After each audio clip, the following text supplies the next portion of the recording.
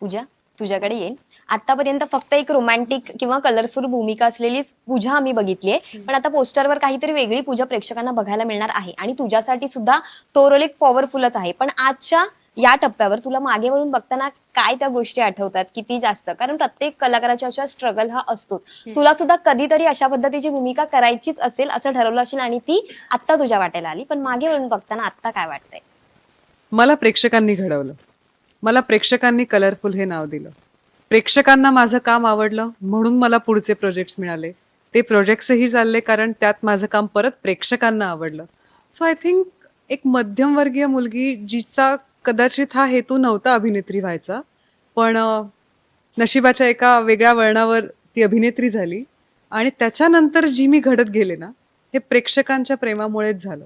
मला कळायला लागलं की अरे प्रेक्षकांना आपण आवडतोय.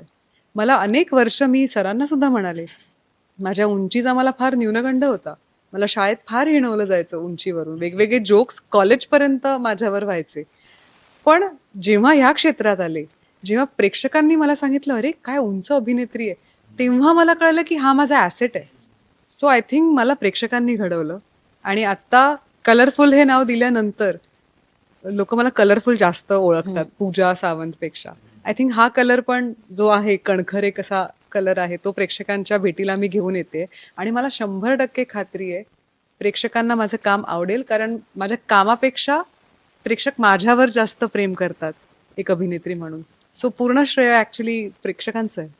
त्या कलरफुल मध्ये आणखीन एक कलर जोडला गेला असं आपण म्हणूया. खरंच हाती कलर ऍड झाला त्याच्यात. मस्त. तुला अभिनेत्री व्हायचं होतं मग काय व्हायचं? प्राण्यांची डॉक्टर व्हायचं. अरे यार, वेटरनेरियन. मला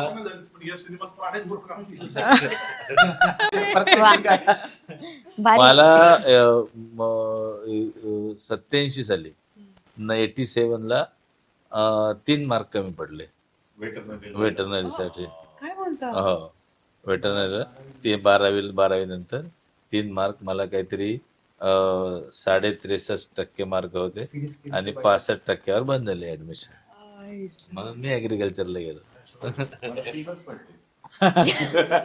नाही पण त्यावेळेला केवढी क्रेज होती वेटरनरी आणि असं भयंकर क्रेज होती वेटरनरीची. भयंकर. मला वडील माझ्या मागे लागले होते म्हणजे त्या. हो. 65 वर बंद झाली ऍडमिशन. हो. 65 वर क्लोज झाली आणि मला 63.5% होते 87 साली. 87 12वी झालो मी. मग ते अजून दुसऱ्या तिसऱ्या लिस्ट मध्ये वगैरे लागला असता नंबर, पण मग ऍग्रिकल्चरला घेऊन टाकली तोपर्यंत मग झालं असतं. BSc. कास्टिंग जबरदस्त आहे, पण भारीच आहे. अनुभवाचा भंडार आहे. अनुभवाचा भंडार. वा मस्त.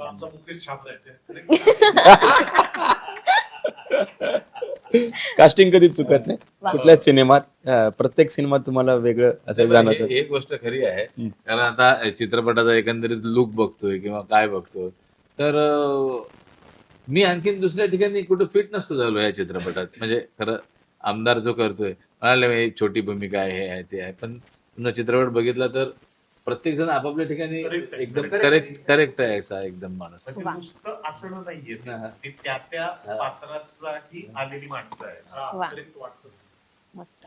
जेव्हा तुम्ही प्रेक्षक म्हणून पाहणार ना, तुम्हाला वाटेल की बाबा हा कलाकार याच रोलमध्ये फिट दिसतो. वा. नाही, कास्टिंगला कधीच चुकत नाही. कधीच चुकणार नाही भविष्यात. येस. कमाल. भारत दादा, तुम्ही आज खूप मस्त दिसताय. पण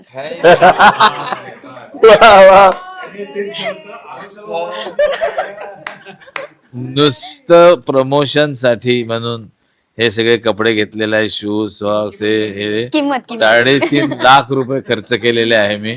नुसतं प्रमोशन साठी 3.5 लाख रुपये खर्च केलेले आहे आणि हे मी केलंय स्वतः, निर्मात्यांनी दिले. हा, हे मी केले. ते बोलतायत तुम्हाला. आणि तुम्ही प्रत्येक मुलाखतीत बघा त्यांच्या शर्ट सकट मॅचिंग त्यांचा चष्माही चेंज आहे. मॅचिंग प्रत्येक मुलाखत बघा तुम्ही सगळे. मुलाखत बघण्याची पण त्याची दृष्टी बदलली.